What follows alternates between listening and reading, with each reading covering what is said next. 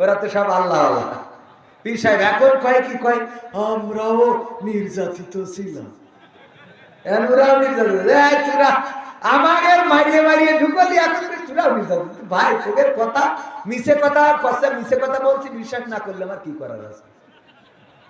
বলছে বলছি তো মিছে কথা, বিশ্বাস না করলে কি করবে?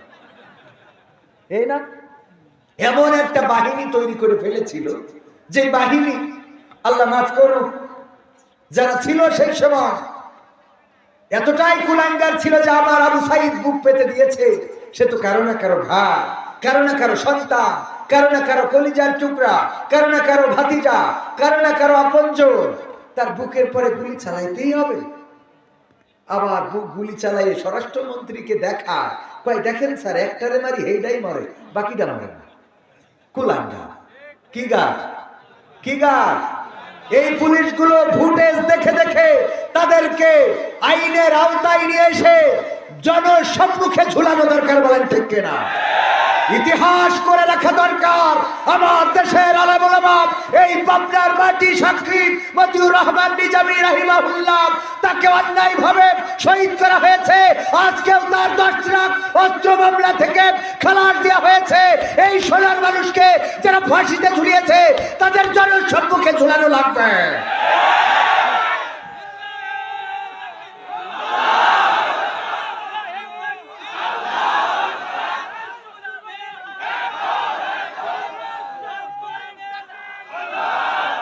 এইসব আলেমদের সাথে বেয়াদবি করা হয়েছে। আলেমদের হাতে হাত কড়া পরিয়ে প্যারোলে মুক্তি পেয়ে মায়ের জানাজা, বাবার জানাজায়, তারপরেও তার হাতের হাত কড়া পায়ের ডান্ডা বেড়ি পর্যন্ত খোলে নাই, বলেন ঠিক কিনা? আর এখন যাদেরকে ধরে তাদেরকে চাপায়া ধরে কোটে তোলা হয়। কোথায় হাত কড়া, কোথায় ডান্ডা বেড়ি দেখতে চায়? এখন ডান্ডা বেড়ি কোথায় গেল? এখন ডান্ডা বেড়ি কেন করানো হয় না? তার মানে এখনো কুলাঙ্গারেরা রয়েছে এই বাহিনীর মধ্যে। এই কুলাঙ্গার বাছাই করা লাগবে।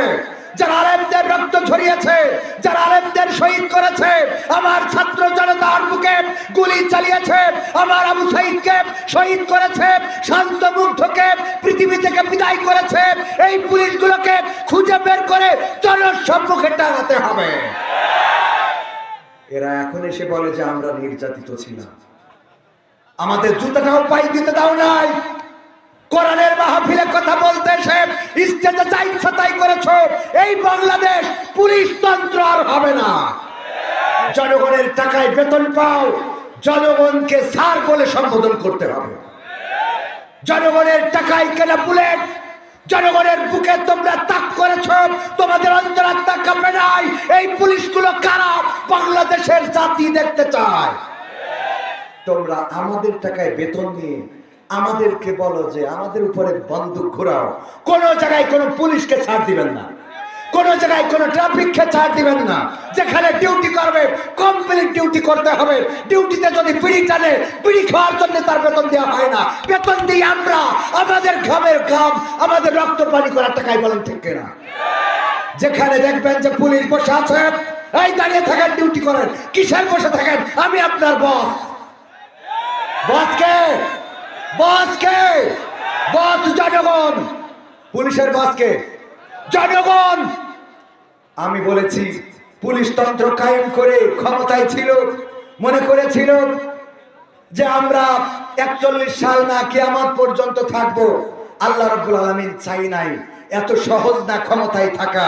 আল্লাহ যদি না চায়, ফেরাউনের পতন হয়েছে, নমরুদের হয়েছে, আবু জাহেল্লার হয়েছে, আব্রাহার হয়েছে, আব্দুল্লাহ বিন উবাইয়ের হয়েছে, ইতিপূর্বে যারা ছিল ওম সাং সুচি আর অটল বিহারী বাজপেয়ী, কে বুশ ছিল, তারপরে আরো যারা ছিল, দুনিয়ার পরে জুলুম করে কেউ টিকে থাকতে পারে নাই। সুতরাং ভবিষ্যতেও যারা জুলুম করবে কেউ টিকবে।